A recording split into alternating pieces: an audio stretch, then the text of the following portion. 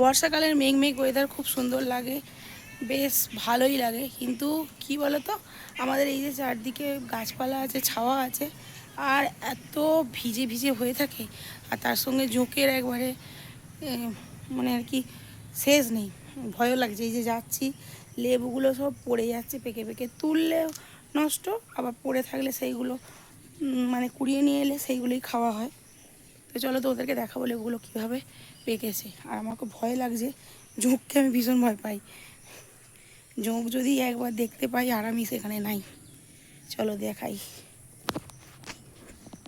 এই যে গাছটা কী হারে পেকেছে দেখো, এই যে দেখতে পাচ্ছ একদম হলুদ হয়ে গেছে। এই দেখো হলুদ হলুদ লেবু, এই দেখো বুঝছো কটা পুরনো হয়েছে, এই যে দেখো। তো এগুলো তুলে নেব, হলুদগুলো তুলে নেবো, খালি রোজ পড়ে যাচ্ছে, জলের মধ্যে কি আসবে, জোকের সৃষ্টি। বানাবো চিলি চিকেন। আজকে অনেক দিন পর হচ্ছে 1 কেজি মাংস এখানে নিয়ে আসা হয়েছে। এখানে হাফ রাখা হয়েছে আর এখানে হাফ রাখা হয়েছে, কারণ চিলি চিকেন হবে আর পকোড়া হবে না, এটা তো হতে পারে না। তাই এই মাংসটাই পকোড়া হবে আর এটাই হবে চিলি চিকেন। চলো শুরু করা যাক। পকোড়ার মাংসটা প্রথমে আমি পেঁয়াজ কুচি দিয়ে দিচ্ছি, দেবো আদা রসুনের পেস্ট, অনেকটাই আদা রসুনের পেস্ট একসঙ্গে বেটে নিয়েছি। এই যে এখানে ওইটা মেখে নেবো, একসঙ্গে আমি ম্যারিনেট করে নেব। আমি চিলি চিকেনের মাংসটাও মেখে নিচ্ছি, একসঙ্গে ম্যারিনেট করে নিচ্ছি। কলাটা ছোটো হয়ে গেছে, তার জন্য বাটিটা চেঞ্জ করে নিচ্ছি। দিয়ে দিচ্ছি ডিম, এতে একটা দেব আর এতেও একটা দেব। দেখি আগে মেখে, যদি লাগে না দুটোই দিয়ে দিয়েতে, এটাও দিয়ে দিই, এটাতেও দেবো হাফ। যা দুটো কুসুমটা পড়ে গেল, যা এটা দিয়ে দিই একটুখানি, ঠিক আছে। পরিমাণ মতো লবণ। বাড়িতে যখন চিলি চিকেন হয় পকোড়া তো বানাতেই হবে। মেয়েরা ছেড়ে আমিও প্রচণ্ড ভালোবাসি, সকলেই ভালোবাসে পকোড়া খেতে। চিকেন পকোড়া আর কে না ভালোবাসে। চিলি চিকেন বানাবো, কিন্তু লঙ্কার পরিমাণ বাড়িতে খুব কম আছে, খেয়াল ছিল না। সবসময় আনা থাকে কিন্তু আজকে খেয়াল ছিল না, তাই লঙ্কা গুঁড়োই একটু দিয়ে দিচ্ছি। আজকে আর কাঁচা লঙ্কা বাটাটা নেই, নাহলে কাঁচা লঙ্কা বাটা দিয়েই করা হয়। দিয়ে দিচ্ছি একটু গোলমরিচের গুঁড়ো। এবার ভালো করে আমি মাখিয়ে নেব। কর্নফ্লাওয়ারও দিয়ে দিচ্ছি একবারে, দিচ্ছি একটু ময়দা অল্প করে।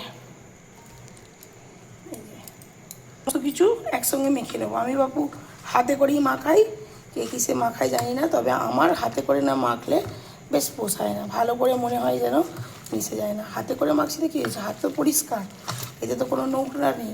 আর হাতে করে যেহেতু আমরা খাবার খাই, সেহেতু হাতে করে মাখাই যায়। হয়তো দেখতে একটু কেমন লাগে, কিন্তু আমি হাতে করেই মাখাই। আমি পরিষ্কার করে ম্যারিনেট করে রেখে দিয়েছি, কিছুক্ষণের জন্য রাখবো। তারপরে এবার আবারও মানে আর কি ভাজবার জন্য তেল দেবো কড়াই। পকোড়া হবে, পকোড়াতে একটু ধনেপাতা দিলে দারুণ সেন্ট আসে। আমরা ভালোবাসি, কে দেয় জানি না, তবে আমি দিতে পছন্দ করি, তাই ধনেপাতাটা একটু কুচিয়ে দিচ্ছি ভাজার আগের মুহূর্তে। খুব সুন্দর হয়, দারুণ টেস্টি হয়। ধনেপাতার স্মেলটা পকোড়াতে এত ভালো লাগে, তাই এই পকোড়া করার সময় ধনেপাতা প্রত্যেক বাড়ি দিই, আর এবারেও দিই। হয়ে গেছে, এবার পকোড়াগুলো আস্তে আস্তে একটা একটা করে ছেড়ে দেবো। পকোড়াগুলো ভেজে মানে শেষ হবে না, তার আগেই পুড়িয়ে যাবে, এত ভালো লাগে পকোড়া খেতে। অনেকদিন পর যদিও এবারে হচ্ছে এটা ওটা সেটা সবসময়ই। তো আজকে ছোটো মেয়েটার শরীর খারাপ, সন্ধ্যেবেলায় ঘুমিয়ে পড়েছে, আসেনি, নাহলে এত সুন্দর গন্ধ বেরিয়েছে এতক্ষণ কিন্তু চলে আসতো। বলবে না যে খাবো একটা দাও কি কি, কিন্তু তবু চলে আসবে। তবে ওদের বলার অপেক্ষা রাখি না, আমি দিয়ে দিই। ওরা খুব পছন্দ করে এই সমস্ত খেতে, তাই ঘুমিয়ে পড়েছে, আবার ডাকতে হবে। লাল লাল করে ভাজা হয়ে গেছে, এবার তুলে নিচ্ছি।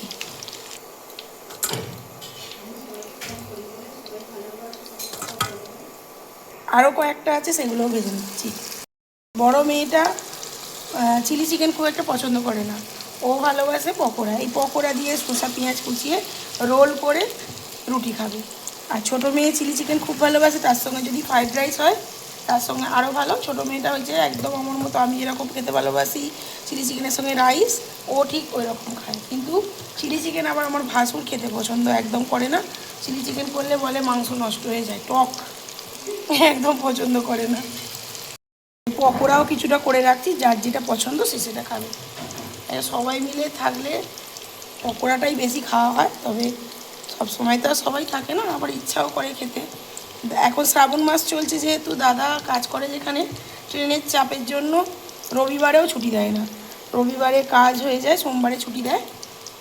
সোমবারে ছুটি হলে কি হবে, এই সপ্তাহে ছুটি পাবে না। পকোড়া হতে করতে পকোড়ার বাটি শেষ, আবারও পকোড়া ভাজা রেডি, আবারও এবার তোলা হবে। পকোড়া খাবার, পকোড়া ভাজা রেডি। এখানে পেঁয়াজ আর ধনেপাতাটা এক্সট্রা দিয়েছিলাম, কিন্তু এই যে পকোড়াগুলো ভাজা হবে, যেগুলো চিলি চিকেনের, এটা একটু হালকা করে ভাজবো। আর এগুলোই ওই ওই কী বলে, ধনেপাতা আর পেঁয়াজ এগুলো দেওয়া হয়নি, এগুলো দিই না। এগুলো এমনি ভেজে নিচ্ছি, টপ করে ভাজা হয়ে যাবে, অল্প অল্প ভাজবো, তারপরেই হয়ে যাবে। এবার চিলি চিকেনের পকোড়াগুলো ভাজতে দিয়ে দিয়েছি, হালকা করে ভেজেই তুলে নেব। ভাজা কমপ্লিট, এবার তুলে নেব। বেশি ভাজলে জুসি ভাবটা নষ্ট হয়ে যাবে।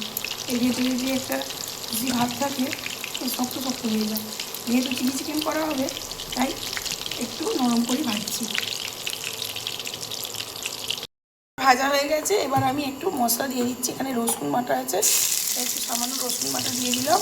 একটু নাড়াচাড়া করে আমি আগে থেকে কেটে রেখেছিলাম পেঁয়াজ, ক্যাপসিকাম আর সামান্য কাঁচা লঙ্কা। কাঁচা লঙ্কা তো অল্পই ছিল, সেটাই দিয়েছি।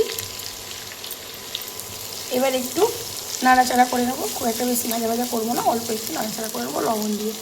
ভাজা হয়ে গেছে, এবার আমি এখানে দিয়ে দিচ্ছি টমেটো সস, চিলি সস আর সয়া সস। গুলে রেখেছিলাম, সেটাই দিয়ে দিলাম। পরিমাণ মতো লবণ দিয়ে দিচ্ছি, দেবো একটু চিনি, সামান্য দেবো গোলমরিচের গুঁড়ো। এবার যে চিকেনগুলো পকোড়া করে বানিয়ে রেখেছিলাম সেগুলো দিয়ে দিচ্ছি। আচ্ছা, এবার ফুটে গেছে, আমি একটু কর্নফ্লাওয়ার গুলে রেখেছিলাম আগে থেকে, 1 চামচ মতো, সেটা দিয়ে দিলাম গাঢ় হওয়ার জন্য, বেশ থিকনেসটা খুব সুন্দর আসে। কমপ্লিট হয়ে গেছে, এবার নামিয়ে নেব চিলি চিকেন। দেখতে কিন্তু অপূর্ব হয়েছে। একটু ধনেপাতা দিলে ভালো লাগতো দেখতে, আমি আর রাত্রিরে ঝামেলা কিছু করলাম না, এই সিম্পলভাবেই রেখে দিলাম।